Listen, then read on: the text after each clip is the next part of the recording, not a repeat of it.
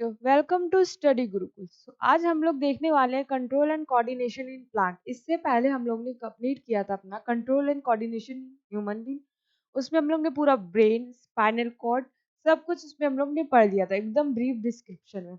अब हम लोग यहाँ पे देखने वाले हैं कि control and coordination in plant, जो प्लांट में भी होता है, प्लांट में भी मूवमेंट होती है, सेंसिंग की जो कैपेसिटी होती है कैसे होती है। तो प्लांट में देखो, बेसिकली प्लांट में जो मेन काम करता है वो करते हैं हॉर्मोन्स। प्लांट में ये जो कंट्रोल एंड कोऑर्डिनेशन का जो मेन काम होता है वो करते हैं हॉर्मोन्स। अब उन्हीं हॉर्मोन्स के बारे में हम लोग यहाँ पढ़ने पढ़ने वाले हैं। और कुछ प्लांट्स में ऐसे है कि कोई लाइट हो या कोई ग्रेविटी हो या कोई टच हो, तो इस पे भी डिपेंड करते हैं। तो वही सब हम लोग यहाँ पे देखने वाले हैं। पहले इसमें लिखा है plant lack complex control and coordination like animal. देखो, प्लांट में कंट्रोल एंड कोऑर्डिनेशन एनिमल की तरह तो होता नहीं है। क्यों? क्योंकि देखो, एनिमल्स में होते हैं नर्व सिस्टम, उनके पास होती है पूरी नर्वस सिस्टम होती है, और ग्लैंड्स होती है, तो वो सब यहाँ पे प्लांट में नहीं होता है। तो वही यहाँ पे बोला गया है, the plant lack complex control and coordination like animal as they don't have a nervous system or a granular system, but they need internal coordination to maintain growth and development. But उनको internal जो उनको coordination हो रही है, growth हो रही है और डेवलपमेंट हो रहा है, उसको भी मेंटेन करना है। तो वो कैसे करेंगे? वो कैसे करेंगे? They have only chemical coordination. उनके पास क्या होता है? उनके पास सिर्फ होता है chemical coordination, which with the help of plant hormone or phytohormones which make them either dependent on external stimuli like light, gravitational force और एक्सेट्रा। देखो, जो केमिकल हॉर्मोन्स होते हैं ना, वो प्लांट को एक इंडिपेंडेंट बनाते हैं। ठीक है, जो लाइट है उसके ऊपर, जो ग्रेविटी है उसके ऊपर उसको यहाँ पे डिपेंडेंट, सॉरी इंडिपेंडेंट नहीं, डिपेंडेंट बनाते हैं। ठीक है, और यहाँ पे क्या लिखा है, और ग्रोथ डिपेंडेंट मूवमेंट, उसकी ग्रोथ डिपेंडेंट जो उसकी बढ़ाई होती है, मतलब जब वो बड़ा होता है ना, जैसे कोई लाइट आ रही है तो लाइट की तरफ वो बड़ा हो रहा है, ग्रेविटी तो ग्रेविटी की तरफ बढ़ रहा है, तो वो भी यहाँ पे कौन डिपेंड कर रहा है? यहाँ पे इसका केमिकल कोऑर्डिनेशन। ठीक है, like the directional movement of stem upward and root का डाउनवर्ड। देखो अब कैसे होता है, जैसे लाइट है तो लाइट की तरफ जो प्लांट बढ़ रहा है, तो वो स्टेम वाले पार्ट से लाइट की तरफ बढ़ रहा है। ठीक है, अब ग्रेविटेशनल फोर्स में देखते हैं, ग्रेविटेशनल मींस ग्राउंड, तो ग्राउंड की तरफ कौन बढ़ रहा है? उसका रूट वाला पार्ट बढ़ रहा है, तो रूट का पार्ट किधर जा रहा है? डाउनवर्ड जा रहा है। स्टेम का पार्ट अपवर्ड जा रहा है, तो वही यहाँ पे दिया गया है। ठीक है, लास्ट पॉइंट दिया गया था, plant mainly show to types of movement. पहला होता है नेस्टिक, दूसरा होता है ट्रॉपिक। अब ये मूवमेंट क्या होता है हम लोग यहाँ पे आगे देखेंगे। ठीक है, जो ये हम लोग ने अभी दो पढ़े थे, ये हम लोग आगे देखेंगे, बट उससे पहले हम लोग देखने वाले हैं क्या? Plant hormone. ये जो हार्मोन होते हैं वो क्या होते हैं? तो यहाँ पे लिखा गया है, control and coordination in plant is done by the plant hormone. There are the four major types of plant hormone. Four major है, एक और होता है इथाइलिन। ठीक है, उसको भी हम लोग यहाँ पे पढ़ने वाले हैं। कौन कौन सा होता है यहाँ पे? ऑक्सिन, जिब्रेलिन, साइटोकाइनिन और एब्सिसिक एसिड। तो ये चार को हम लोग पढ़ेंगे, और एक और पढ़ेंगे हम लोग इसमें इथाइलिन। यहाँ पे क्या दिया गया है हम लोग देखते हैं। ठीक है, पहले यहाँ पे दिया गया ऑक्सिन का, उसका डिस्क्रिप्शन कि वो कैसे मिलता है और कहाँ प्रेजेंट होता है। ठीक है, और उसके फंक्शन। ये इसमें हम लोग जितने भी पढ़ेंगे सबके फंक्शन मेन है, मेन पूछे जाते हैं। ठीक है, और यही हम लोग मतलब पेपर में जब आता है तो वो मेन फंक्शन ही यहाँ पे पूछे जाते हैं। अब दिया गया इसमें ऑक्सिन। ऑक्सिन को क्या दिया गया? It is a synthetic at the tip of the root and the shoot. ये जो सिंथेसाइज्ड होता है, ये सिंथेसाइज्ड कहाँ होता है? ये रूट पे होता है, रूट की टिप पे एंड शूट की टिप पे। ठीक है, इसको बोलते हैं इडोलिन 3 एसिटिक एसिड। इसको क्या बोलते हैं? इडोलिन 3 acetic acid. Is it naturally occurring from? ये नेचुरली किससे मिलता है? इडोलिन 3 एसिटिक एसिड। अब इसके फंक्शन हम लोग देखते हैं। Promote the cell enlargement, cell को जो बड़े होते हैं उनका, cell differentiation, stem growth, fruit growth और सेल डिवीजन। इन मेन बेसिक चीजों पे मेन ये ऑक्सिन वर्क करता है। ठीक है, रेगुलेट करता है plant tropism. Plant tropism means plant की मूवमेंट। ठीक है, इंड्यूस करता है डेवलपमेंट ऑफ सीडलेस फ्रूट। ये जो फ्रूट है हम लोग का, मेनली उसमें सीड प्रेजेंट हो, बेकार फ्रूट ना मिले, उसमें सीड ही ना हो, तो फिर उसका क्या फायदा? ठीक है, जिसको हम लोग बोलते हैं पार्थिनो कार्पी। तो ये वाले चीज़ों को भी कार्पी को ये डिप्रेस करता है, मतलब इसको ये होने नहीं देता है। Induce the apical dominance mean जो प्लांट ऊपर से बढ़ना बंद कर देते हैं तो उनको भी ये हटाता है कि प्लांट ऊपर से आराम से ग्रोथ करे, ठीक है। मतलब जो शूट टेप होती है वहां से प्लांट ग्रो करना बंद कर देता है, तो ये उसको भी ये कम करता है, ठीक है। Can be used as herbicide, herbicides के भी उसमें यूज होता है। अब नेक्स्ट इसमें हम लोग का दिया गया है क्या, जिबरेलिन। अब इसका क्या वर्क होता है, इसके बारे में क्या है वो हम लोग देखते हैं, ठीक है। also known as gibberellic acid, synthesized in occur in the area of rapid cell division like fruit and seed।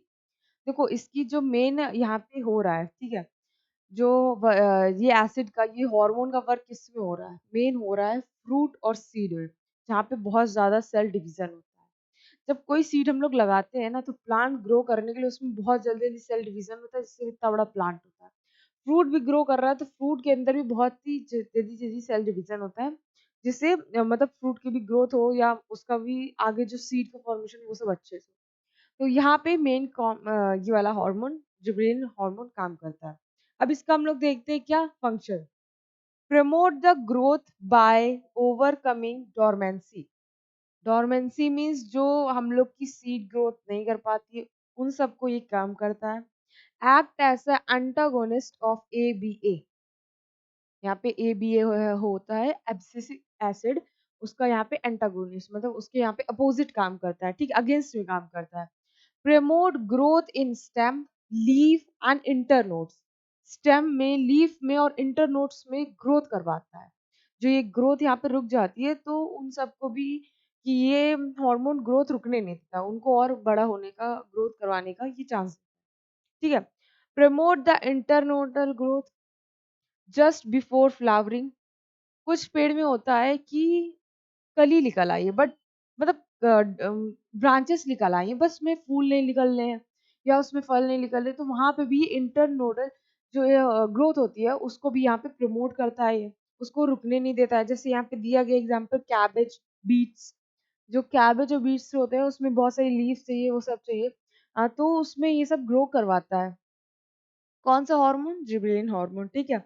Induce the parthenocarpy in plant like a tomato. अब पार्थोकार्पी मतलब जिस सीड का फॉर्मेशन ना होना, टमाटो में बहुत सारे seeds होते हैं और उसी का फॉर्मेशन ना हो तो टमाटर तो बेकार है, टमाटो तो बेकार है ना। तो उसको भी यहाँ पे ये इंड्यूस करता है, वो कम करता है पार्थोकार्पी को, जिससे ज्यादा से ज्यादा सीड का फॉर्मेशन, ठीक है। अब हम लोग देखते हैं इसका नेक्स्ट। नेक्स्ट यहाँ पे दिया गया है साइटोकाइनेस।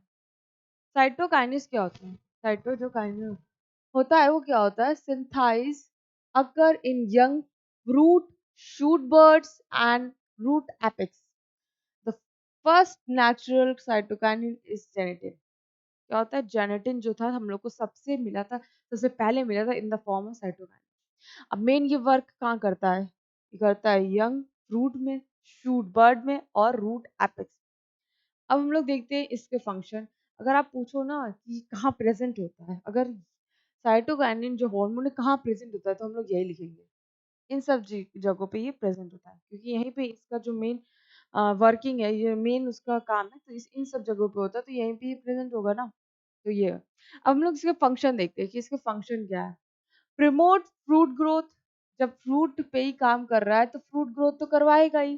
The opening of stomata and the cell division, ये भी करता है, ओपनिंग ऑफ स्टोमाटा भी करता है और सेल का डिवीजन भी कर पाता है। हेल्प इन मॉर्फोजेनेसिस, मॉर्फोजेनेसिस करता है, breaking the dormancy of seed and buds. जब फ्लावर का फॉर्मेशन नहीं हो रहा है तो वहां पे फ्लावरिंग भी करवाता है ये, ठीक है। सीड भी नहीं ग्रो कर पा रहा है, सीड नहीं उग पा रहा है, तो वो भी यहाँ पे उसकी डोरमेंसी खत्म कर रहा है, ठीक है। बर्ड्स जो खिल नहीं पा रहे उनको भी यहाँ पे उसकी डोरमेंसी खत्म कर रहा है, ठीक। Delay the ageing of leaves and increase the self life of vegetable. बहुत जल्दी पत्ती का मुरझाना, पत्ती का टूटना, ठीक है, पीली पड़नी, वो सबको कम कर रहा है। चाहे वो फ्रूट हो, फ्रूट बहुत जल्दी सड़ रहा है तो उन सब चीजों को भी यहाँ पे ये कम कर रहा है, ठीक है। तो ये फंक्शन किसके थे, साइटोकाइनिन के, ये फंक्शन किसके थे, साइटोकाइनिन के।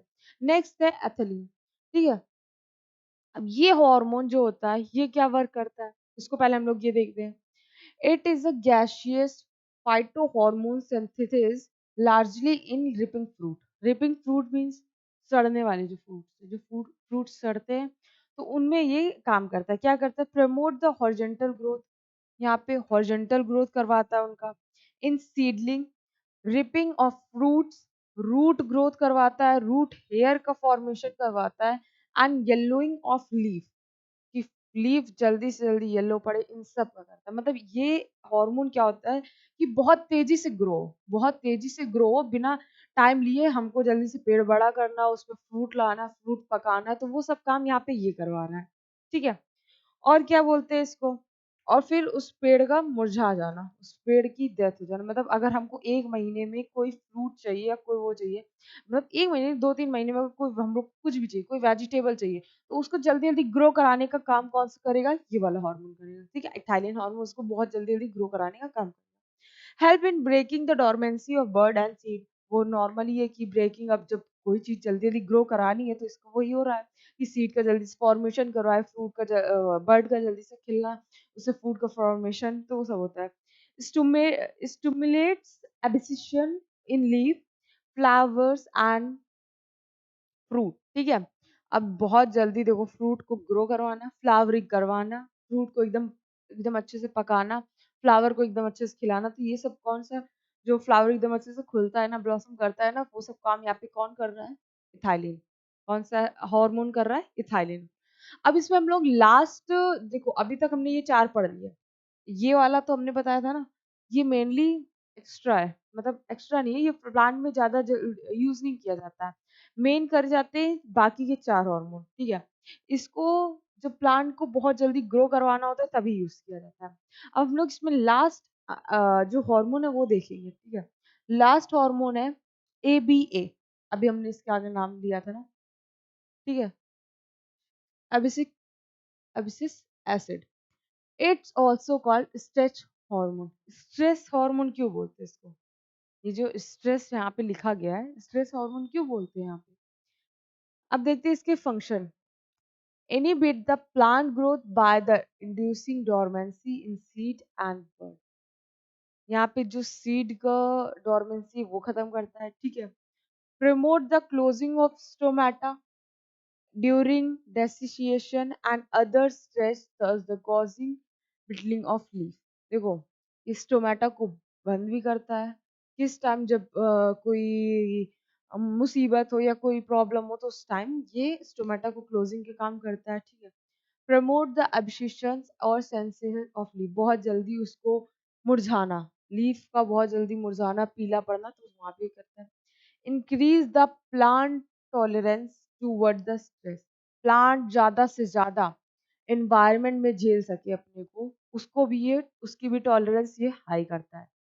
ये थे अभी तक के पांचों हॉर्मोन्स, पांचों हॉर्मोन्स जिसके बारे में हम लोग ने अभी पढ़ा। ठीक है। इसके मेनली पेपर में फंक्शन पूछे जाते हैं। 1-2 मार्क्स में आ सकते हैं इसके, कि कहाँ प्रेजेंट होता है, ये क्या किससे फॉर्म होता है, ये क्या करता है। बाकी इसके फंक्शन मेन पूछे जाते हैं। ठीक है। अब हम लोग इसके बाद देखते हैं क्या, कि प्लांट मूवमेंट, ये प्लांट मूवमेंट है ना, ये क्या चीज है? These movement of plant is a part of usually caused by an equal growth in its two reason. By the action of plant hormone under the influence of stimulus। यहाँ पे इनकी जो ग्रोथ होती है ना, इनके 2 रीजन है। जो भी स्टिमुलस पे, अगर हम लोग यहाँ पे ले रहे हैं कोई एक चीज पे, कि उस पे प्लांट का क्या रिएक्शन, प्लांट की क्या ग्रोथ है, तो यहीं पे हम लोग बात कर रहे हैं। यहाँ पे इसके 2 रीजन है। In fact, movement in any part of a plant is usually a growth movement। कोई भी प्लांट का अगर पार्ट ग्रो कर रहा है या कोई मूवमेंट हो रहा है, तो उसको ग्रोथ मूवमेंट बोलेंगे। ठीक है। They are the two types of external stimulus are tropism और नेस्टिक। जो अभी हमने बताया था ना, यहाँ पे 2 रीजन होते हैं। कौन कौन से होते हैं? ट्रोपिज्म और नेस्टिक। ट्रोपिज्म मीन्स जब प्लांट किसी स्टिमुलस की तरफ ग्रो कर रहा है। ठीक है, वो उसका एक डायरेक्शन है। और नेस्टिक में उसका कोई डायरेक्शन नहीं हो, उसको कोई मतलब नहीं है धूप निकल ली है, मतलब उसको कोई मतलब नहीं है धूप किस तरफ से निकल ली है। ठीक है। वो धूप निकल ली है, वो ग्रो करेगा, तो उस वो कौन सा इसमें आएगा? Nastic. In the tropism the direction of stimulus it determine the direction of movement of the plant. जो डायरेक्शन ऑफ स्टिमुलस होगा, अगर लाइट आ रही है, अगर इस तरफ से लाइट आ रही है, तो इस तरफ पेड़ ग्रो होगा। इसी तरफ पेड़ ग्रो होगा। तो ये इसको इस मूवमेंट को हम लोग क्या बोलेंगे? ट्रॉपिज्म। बट अगर लाइट इस तरफ से आ रही है चाहे इस तरफ से आ रही है, कोई मतलब नहीं है पेड़ को, पेड़ अपना ग्रो करेगा, उसको बोलते हैं नेस्टिंग मूवमेंट। उसको क्या बोलते हैं? नेस्टिंग। तो इसी में हम लोग पहला देखते हैं ये ट्रॉपिज्म मूवमेंट क्या होता है। ट्रॉपिज्म, और इसको हम लोग बोलते हैं tropic movement. The growth movement of a plant part is response to a external storage in which the direction of established determine the direction of response is called tropism। देखो, जो मेन स्टिमुलस पड़ रहा है उसी तरफ अगर plant grow कर रहा है, ठीक है, उसी डायरेक्शन में प्लांट ग्रो कर रहा है, तो उसी को यहाँ पे बोला गया है ट्रॉपिज्म। यहाँ पे ग्रोथ भी दो तरीके के बताए गए जो ट्रॉपिज्म में ग्रोथ होती है। अगर कोई पेड़ है, अगर कोई पेड़ है, कोई प्लांट है, अगर उसका स्टेम, जो स्टेम वाला पार्ट है, ठीक है, वो लाइट की तरफ ग्रो कर रहा है। अगर यहाँ मान लो कोई लाइट पड़ रही है, जो स्टेम वाला पार्ट है वो लाइट की तरफ ग्रो कर रहा है, बट रूट वाला पार्ट तो अपोजिट ग्रो कर रहा है ना, उसको वो नीचे जा रहा है ना। तो जो स्टेम वाला पार्ट होगा, जो स्टेम वाला शूट पार्ट होगा, जो शूट पार्ट होगा उसको हम लोग बोलेंगे पॉजिटिव, जो रूट पार्ट होगा उसको बोलेंगे निगेटिव। अगर हम लोग यहाँ पे एग्जांपल ले, जैसे यहाँ पे एक लाइट पड़ रही है हम लोग को, यहाँ पे लाइट पड़ रही है, और जो प्लांट का ग्रोथ हो रही है ना, जो प्लांट की ग्रोथ हो रही है वो ऐसे लाइट की तरफ हो रही है, बट जो रूट की ग्रोथ हो रही है ना वो उसके अपोजिट हो रही है, वो उसके अपोजिट हो रही है। तो इतने पार्ट को हम लोग यहाँ बोलेंगे पॉजिटिव, और इस ये जो रूट वाला पार्ट है इसको हम लोग यहाँ बोलेंगे निगेटिव। तो वही यहाँ पे दो समझाए गए हैं, ठीक है, ये पॉजिटिव और निगेटिव का, कि जो पार्ट उस स्टिमुलस की तरफ, जो हम लोग को स्टिमुलस मिल रहा है, जो डायरेक्शन मिल रही, चाहे वो ग्रेविटी की तरफ ग्रो करे, चाहे लाइट की तरफ, चाहे टच की तरफ, चाहे जिसकी तरफ भी वो ग्रो करे, जो पार्ट उस स्टिमुलस की तरफ ग्रो कर रहा है उसको हम लोग बोलेंगे पॉजिटिव, और जो पार्ट उसके अपोजिट ग्रो कर रहा है उसको यहाँ पे बोलेंगे निगेटिव। तो यहीं पे ये लिखा गया है नीचे, ठीक है। The growth of the plant part is toward the stimulus. जो स्टिमुलस हम लोग को मिल रहा है उसकी तरफ अगर वो प्लांट का पार्ट ग्रो कर रहा है तो उसको बोलेंगे positive tropism। And the growth, if a growth or a movement of a plant part is away from the stimulus, अगर उसके अवे दूर की तरफ ग्रो कर रहा है तो उसको हम लोग क्या बोलेंगे? निगेटिव। अभी हम आपको बताएंगे जो टाइप है, इसमें देख के बताएंगे कौन सा पॉजिटिव हो रहा है कौन सा निगेटिव हो रहा है। अब टाइप में पढ़ते हैं, पहला है phototropism. Phototropism means, photo means light, यहाँ पे जो फोटो की बात हो रही है ना, photo means light, tropism means movement, light की तरफ जो मूवमेंट हो रहा है।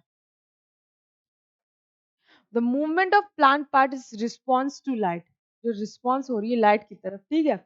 Shoot usually grow toward the light, show positive tropism. अब देखो, एंड नीचे लिखा है रूट जो है उसके अपोजिट ग्रो हो रही है तो उसको बोलेंगे निगेटिव ट्रोपिज्म। ये जो दिया गया है, देखो ये जो पार्ट है ना, ये हो रहा है लाइट की तरफ ग्रो, ये हो रहा है लाइट की तरफ ग्रो, इसको यहाँ पे बोला जा रहा है पॉजिटिव ट्रोपिज्म।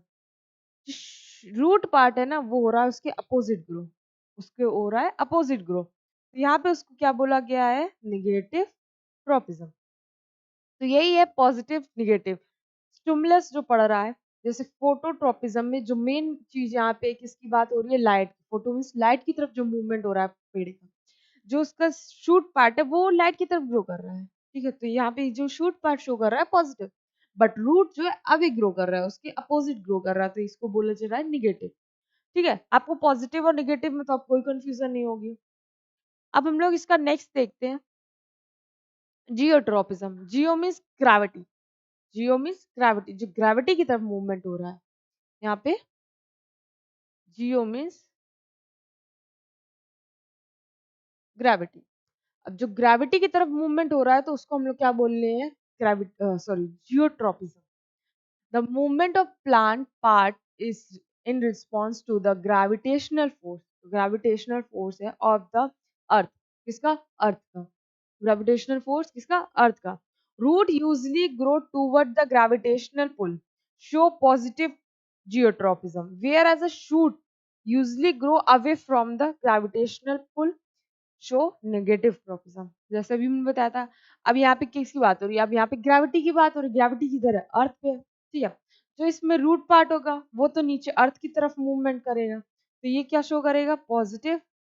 और जो शूट पार्ट होगा वो होगा अब अपोजिट में, क्योंकि ये ऊपर की तरफ ग्रो करेगा, ये होगा निगेटिव। ठीक है। जो पार्ट, जैसे ग्रेविटी की यहाँ बात करें तो शूट नीचे की तरफ ग्रो हो रहा है, ग्रेविटी की तरफ जा रहा है, तो यहाँ पे हो गया पॉजिटिव और हो गया निगेटिव। अब इसके बाद हम लोग नेक्स्ट पढ़ते हैं कीमोट्रोपिज्म। कीमो मीन्स किसी केमिकल के पीछे जब कोई पेड़ केमिकल की तरफ पेड़ ग्रो करे तो उसको बोलते हैं यहाँ पे chemotropism. The movement of plant part is response to chemical stimulation. इसका chemical का stimulation.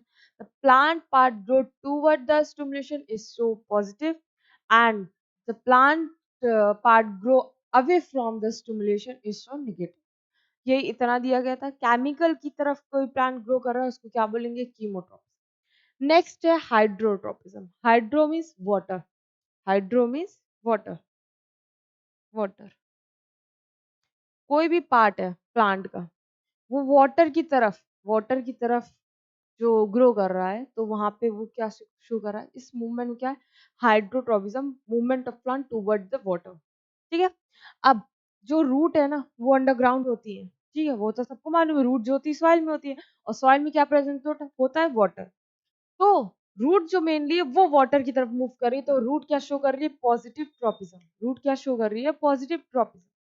और जो शूट पार्ट है वो ऊपर की तरफ ग्रो कर रहा है, वो तो वाटर से अपोजिट जा रहा है, तो जो शूट पार्ट है वो शो कर रहा है निगेटिव ट्रोपिज्म। ये था क्या, हाइड्रोट्रोपिज्म। अब है थिग्मोट्रोपिज्म। थिग्मोट्रोपिज्म मीन्स किसी सेंस मीन्स कोई टच टच पे जो ट्रोपिज्म डिपेंड करे उसको, किसी के सहारे, टच मीन्स नहीं, किसी के सहारे या कोई भी उसको एक सेंस मिल जाए जो प्लांट अच्छे से ग्रो कर जाए, तो उसी को बोलेंगे आप thigmo. Movement of plant in a response to the touch of a foreign object. ठीक है, कोई भी एक फॉर्जिन ऑब्जेक्ट है जिसपे वो डिपेंड कर रहा है, उसके टच को महसूस कर रहा है, उसी के सहारे ग्रो कर रहा है। जो क्लाइंबर्स होते हैं, मेन इसमें एग्जांपल आ जाएगा किसका, क्लाइंबर्स का। तो क्लाइंबर्स हो तो दीवार के सहारे, किसी पोल के सहारे, किसी पेड़ के सहारे जो ग्रो करते हैं, तो वो किसी टच टच पे, कोई एक अननोन टच पे ही ग्रो कर रहे हैं, तो उसी को इसमें बोलेंगे thigmotropism. In the case of creeping plant, जिसको क्लाइंबर बोल दो या क्रीप प्लांट बोल दो, कोई भी प्लांट्स होते हैं वो सब किस पे ग्रो करते हैं, वो सब उसके टच पे। ठीक है। तो ये हो गया हम लोग की क्या, ट्रोपिज्म। जितने हम लोग ने पढ़े थे कि कौन कौन से, पहला हम लोग ने पढ़ा टच सॉरी फोटोट्रोपिज्म, जियोट्रोपिज्म, क्या कीमोट्रोपिज्म एंड हाइड्रोट्रोपिज्म और थिग्मोट्रोपिज्म। तो यहाँ पे 5 हम लोग ने ट्रोपिज्म पढ़ दिए हैं। ठीक है। अब हम लोग नेक्स्ट देखते हैं। नेक्स्ट इसमें हम लोग देखते हैं नेस्टिक। नेक्स्ट हम लोग देखते हैं नेस्टिक मूवमेंट। ये नेस्टिक मूवमेंट क्या होती है, इसको कोई मतलब नहीं होता है कि जो स्टिमुलस का डायरेक्शन क्या है, ये अपना काम कर रहा है, ग्रो होगा ही। ठीक है। चाहे लाइट जहां से भी पड़े उसको ग्रो होना है। ठीक, अगर लाइट पड़ रही है तो ये ग्रो होगा, इसका कोई डायरेक्शन फिक्स नहीं होता है। When the movement of plant is non-directional due to the external stimuli like light, temperature और gravity, ये जो दिए गए हैं लाइट, टेम्परेचर, ग्रेविटी, कोई मतलब नहीं है, प्लांट अपना ग्रो होगा चाहे ये जहां से भी उसका फोकस पड़े पेड़ पे। is called a nesting movement. In this type of movement, the stimulus come from all direction. जो लाइट पड़ती है वो चारों तरफ से पड़ेगी, तो उसको कोई इम्पैक्ट नहीं पड़ेगा प्लांट पे। ठीक है, सॉरी, जो जिससे लाइट है, ठीक है, लाइट तो उसको ऑल डायरेक्शन से पड़ रही है ना, तो जो इम्पैक्ट पड़ेगा वो पूरे प्लांट पे पड़ेगा, कोई एक तरफ से नहीं पड़ेगा। ठीक। Nastic movements are the type. अब इसके हम लोग देखते हैं, नेस्टिंग मूवमेंट के भी कुछ टाइप होते हैं, तो उसमें वो हम लोग देखते हैं। पहला है सेमी मोनोनेस्टिक। सेमी मोनोनेस्टिक। अब ये क्या होता है, अब ये होता है कोई टच पे, कोई सेंस पे जब वर्क करे। ठीक है। अब इसमें क्या है, these movement are very quick और immediate, that is caused a mechanical stimuli like touch. अब ये टच है, ठीक है, उसको कोई मतलब नहीं टच कैसा है, जरा सा भी कोई हवा चली या कोई जानवर आया, किसी का हाथ आया, तो वो तुरंत अपना रिस्पॉन्स करेगा, जो भी पेड़ होगा वो तुरंत अपना रिस्पॉन्स करेगा। ठीक है। अब इसमें एग्जाम्पल, सबसे अच्छा एग्जाम्पल है पेड़ का टच मी नॉट। जो पेड़ होता है जिसको हम लोग बोलते हैं टच मी नॉट, उसका सबसे अच्छा है। उसको चाहे विंड बहुत तेज हवा है तो वो उसकी लीव्स बंद हो जाती हैं, ठीक है। कोई एनिमल्स के पास जाए तब उसकी लीव्स बंद हो जाती है, कोई टच करे तब उसकी लीफ बंद हो जाती है। तो इसका सबसे अच्छा एग्जाम्पल क्या है, टच मी नॉट, और जिसको हम लोग बोलते हैं हिंदी में छुए मी। नेक्स्ट इसमें हम लोग देखते हैं इसका फोटोनेस्टिक। फोटोनेस्टिक मीन्स लाइट चारों तरफ से आ रही है, प्लांट ग्रो कर रहा है। कोई इसका एक फिक्स डायरेक्शन नहीं है कि हाँ लाइट इस तरफ से आ रही है तो प्लांट इस तरफ ग्रो कर, ना, लाइट आ रही है प्लांट ग्रो कर रहा है, लाइट प्लांट पे पड़ रही है तो प्लांट की ग्रोथ हो रही है। The non directional diurnal movement cause by the light is called photonastic. Main जो है कि हाँ लाइट पड़ रही है, ग्रोथ हो रही है, ठीक है। Flower of dandelion open up when the light is bright in the morning and close when the light is fade। मतलब जो ये फ्लावर दिया गया है वो उसका मीन क्या है, सुबह हुई है, सूरज निकल आया, फ्लावर ग्रो करने लगा, मीन्स खुलने लगा, शाम हुई फ्लावर अपने को बंद करने लगा, ठीक है। लाइट को डिपेंड नहीं, बस लाइट पड़ रही है ना, किस डायरेक्शन पड़ रही है, कहाँ से पड़ रही है, उसको कोई मतलब नहीं, बस लाइट पड़ रही है ना, मेन जो सनलाइट चाहिए उसको वो मिल रही है। नेक्स्ट है थर्मोनेस्टिक। थर्मोनेस्टिक टेम्परेचर, थर्मो का मीन्स टेम्परेचर, टेम्परेचर चाहे जैसा हो, ठीक है, कोई मतलब नहीं है। अगर the non directional diurnal movement caused by the temperature is called thermonastic movement. Flower of tulip, यहाँ पे क्या एग्जांपल दिए गए, फ्लावर ऑफ ट्यूलिप, ठीक, open when the temperature is high. जब टेम्परेचर बहुत ज्यादा हाई होता है तब वो खुलता है, और शाम तक जब टेम्परेचर एकदम लो हो जाता है तो वो बंद हो जाता है। तो यही एग्जांपल किसका था, ट्यूलिप का। इसी को ट्यूलिप किस में आता है, थर्मोनेस्टिक में। यहाँ पे कोई मतलब नहीं टेम्परेचर कैसा है, बस टेम्परेचर मिल रहा है उसको तो वो ग्रो कर रहा है। यहाँ तक था आपका पूरा coordination, control and coordination in plant. अब यहाँ से ये चैप्टर होता है पूरा खत्म, कंट्रोल एंड कोऑर्डिनेशन चैप्टर 2 जो होता है क्लास 10 का, वो पूरा यहाँ पे ओवर हुआ है। अब हम लोग इसके बाद नेक्स्ट लेक्चर में पढ़ेंगे चैप्टर 3। और अगर आपको मतलब कुछ भी इसकी पीडीएफ वीडीएफ चाहिए तो वो आप नीचे कमेंट में बता सकते हैं। अभी तक के लिए इतना ही, थैंक यू।